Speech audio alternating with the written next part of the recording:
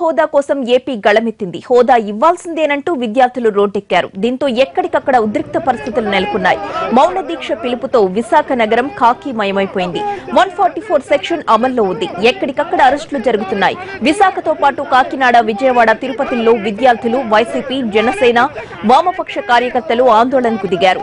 భారీగా మోహరించిన పోలీసులు ఎక్కడికక్కడ హోదా ఆందోళనకారులను అదుపులోకి తీసుకుంటున్నారు.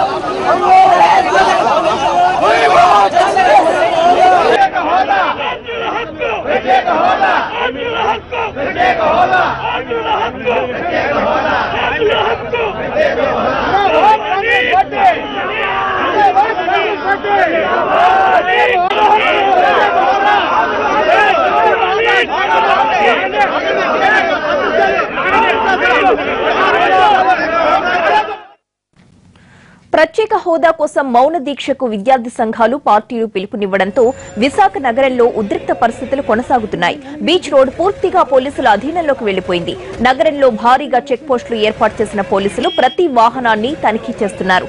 అక్కడక్కడ ఆంక్షలను ఉల్లంఘించేందుకు నిరసనకారులు ప్రయత్నించారు. బీచ్ రోడ్లోకి వచ్చేందుకు ప్రయత్నించిన 30 మంది యువకులను పోలీసులు అదుపులోకి తీసుకున్నారు. నగరంలోని ఇంకొన్ని ప్రాంతాల్లో విద్యార్థులు, జనసేన, వైసీపీ కార్యకర్తలను పోలీసులు అదుపులోకి తీసుకుంటున్నారు.